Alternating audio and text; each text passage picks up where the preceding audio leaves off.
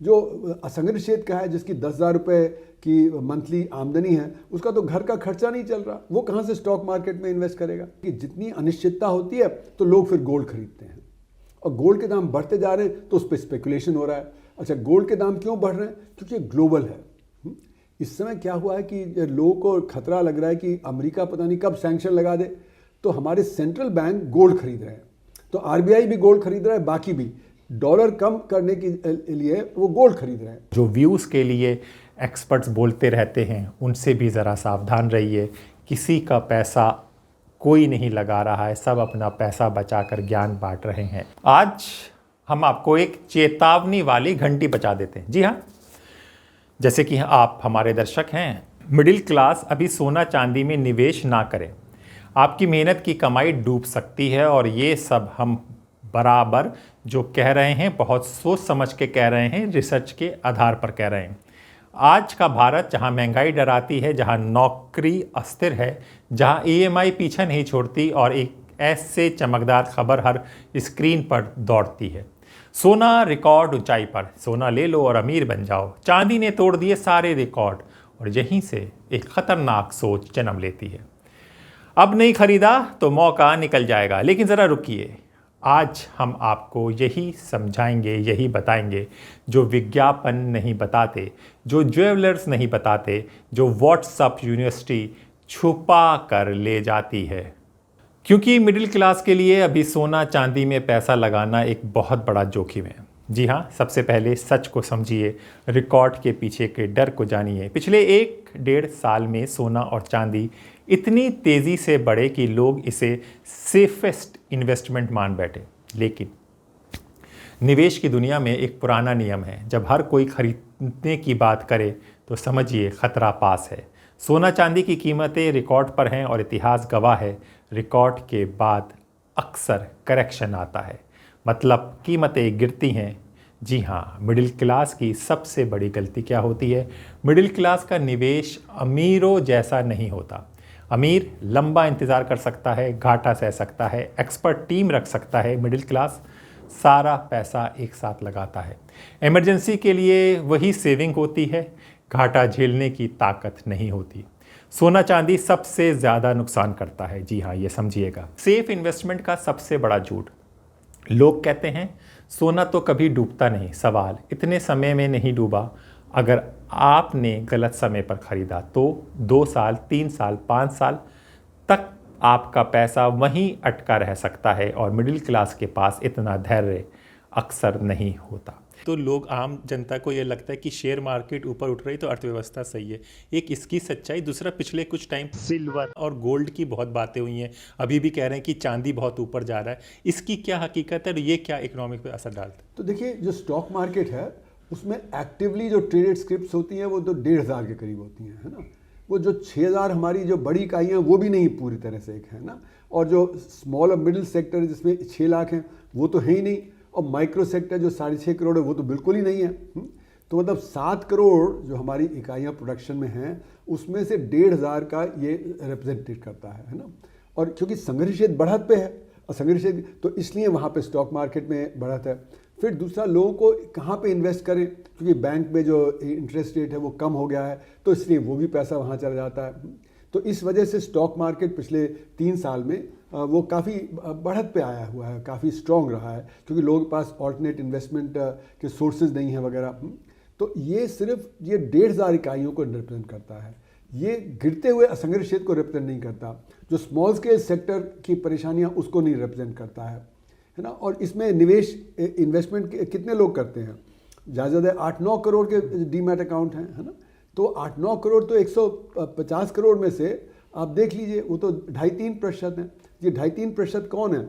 जो रिच हैं, जो मिडिल क्लास के हैं। जो असंगठित क्षेत्र का है, जिसकी 10,000 रुपये की मंथली आमदनी है, उसका तो घर का खर्चा नहीं चल रहा, वो कहाँ से स्टॉक मार्केट में इन्वेस्ट करेगा? तो ये जैसे मैंने कहा ना कि हमारे देश में स्प्लिट है संगठित और असंगठित का, तो ये स्प्लिट भी स्टॉक मार्केट में दिख रहा है कि संगठित क्षेत्र तो अच्छा कर रहा है, उनकी वेल्थ बढ़ रही है, क्योंकि जब प्राइस बढ़ जाता है तो वेल्थ बढ़ जाती है ना। तो उनकी वेल्थ बढ़ रही है, लेकिन इसका मतलब ये नहीं कि 90% की वेल्थ बढ़ रही है। हमारे देश में जो सेविंग करने वाले, बचत करने वाले, वो भी कुछ 9-10 करोड़ लोग ही हैं जो मतलब कुछ तो अमीर हैं, अपर मिडिल क्लास में तो काफ़ी करते हैं, लेकिन लोअर मिडिल क्लास भी थोड़ी बहुत बचत करता है। अब उसको भी लुभा लिया है कि भाई यहाँ तो पैसा दुगना हो जाएगा, तिगना हो जाएगा, वो भी आज उसमें आ गया है। तो इस तरह से लोअर मिडिल क्लास तक तो वहाँ पे स्टॉक मार्केट में कुछ है, पर लेकिन असली कंट्रोल तो हमारे टॉप 1% के पास है, उन्हीं को सब ज़्यादा उसमें हो रहा है, इसीलिए बिलियनर्स की संख्या बढ़ती जा रही है। तो टॉप 1% भी अगर आप देखें तो टॉप 1% भी अगर हम मानते हैं कि 150 करोड़ है तो 1.5 करोड़ लोग हो गए। अगर हम 3% भी मानते हैं कि जो मतलब अपर मिडिल क्लास और जो रिच क्लास है जो कर रहा है, तो 3% भारत का मतलब हो गया कि 4.5 करोड़। तो 4.5 करोड़ तो एक अमीर देश यूरोप का हो गया ना। मतलब यूरोप के ज़्यादातर देश है ना कितने 2 करोड़ 3 करोड़ 4-5 है ना। तो एक तरह से कहा जाए तो एक फ्रांस जैसी कंट्री हमारे देश में है, तो 150 करोड़ के बीच में एक यूरोप का देश है, उसकी चमक दमक दिखती है, वही स्टॉक मार्केट में है ना। आम आदमी नहीं है स्टॉक मार्केट में। तो ये कहना कि स्टॉक मार्केट बहुत अच्छा कर रहा है तो अर्थव्यवस्था बहुत अच्छा, नहीं, वो सिर्फ संघर्ष क्षेत्र और अमीर लोगों के लिए है। और जो गोल्ड की बात आपने कही, तो गोल्ड की बात यह है कि जितनी अनिश्चितता होती है तो लोग फिर गोल्ड खरीदते हैं, और गोल्ड के दाम बढ़ते जा रहे हैं तो उस पर स्पेकुलेशन हो रहा है। अच्छा, गोल्ड के दाम क्यों बढ़ रहे हैं? क्योंकि ग्लोबल है। इस समय क्या हुआ है कि लोगों को खतरा लग रहा है कि अमेरिका पता नहीं कब सैंक्शन लगा दे, तो हमारे सेंट्रल बैंक गोल्ड खरीद रहे हैं, तो आरबीआई भी गोल्ड खरीद रहा है, बाकी भी डॉलर कम करने के लिए वो गोल्ड खरीद रहे हैं। तो गोल्ड की डिमांड बहुत बढ़ गई है, और फिर क्योंकि अनिश्चितता है डॉलर गिरावट पे आ गया था। तो डॉलर एक सेफ करेंसी माना जाता था, लेकिन क्योंकि ट्रंप साहब जो कर रहे हैं उससे डॉलर भी गिरावट पे आ गया था। तो डॉलर के गिरावट से ये हुआ कि अच्छा फिर गोल्ड ही सेफ है। तो दुनिया में गोल्ड की डिमांड बढ़ गई, गोल्ड प्राइसेस दुनिया में बढ़ गए, और हम तो उत्पादन गोल्ड का करते नहीं, जितना गोल्ड होता है वो तो इम्पोर्टेड गोल्ड होता है, तो इसलिए हमारा गोल्ड का प्राइस भी बढ़ गया। तो ये दिखा रहा है दुनिया में अनिश्चितता, जो डॉलर की जो सेंट्रल पोजीशन थी वो कमज़ोर होना, सेंट्रल बैंक्स जो अपना गोल्ड में शिफ्ट कर रहे हैं वो, और फिर अनिश्चितता में लोग गोल्ड में जा रहे हैं।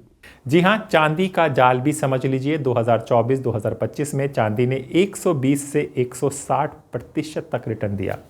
लोग टूट पड़े, फिजिकल चांदी, सिल्वर, ETF, डिजिटल सिल्वर।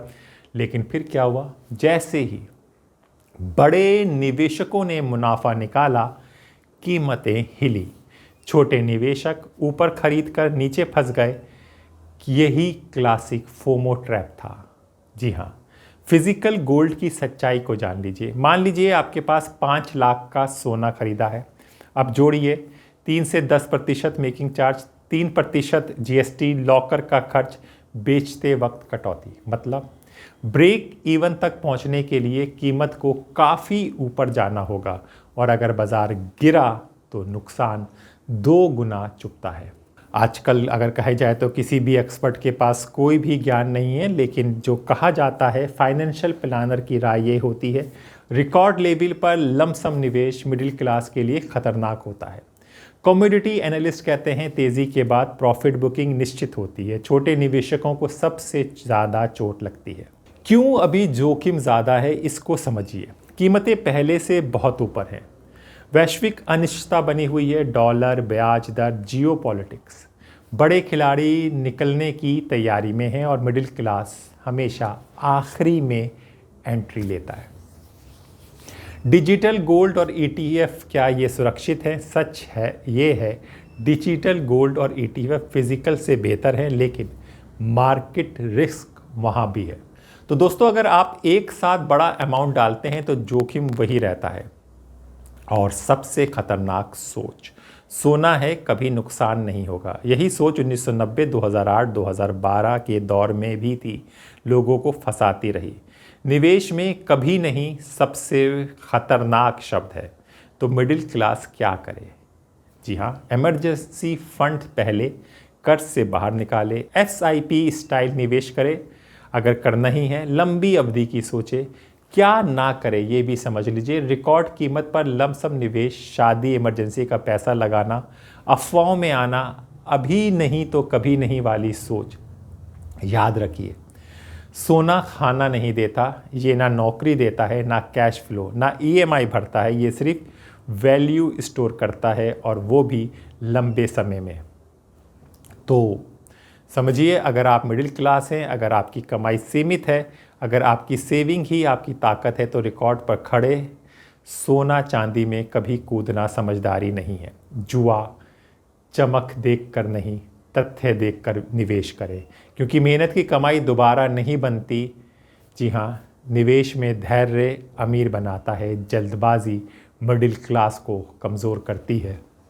और जो व्यूज़ के लिए एक्सपर्ट्स बोलते रहते हैं उनसे भी ज़रा सावधान रहिए। किसी का पैसा कोई नहीं लगा रहा है, सब अपना पैसा बचाकर ज्ञान बांट रहे हैं। आपकी मेहनत की कमाई है, उसको अपने पास रखिए और सोच समझकर निवेश करिए। नमस्कार।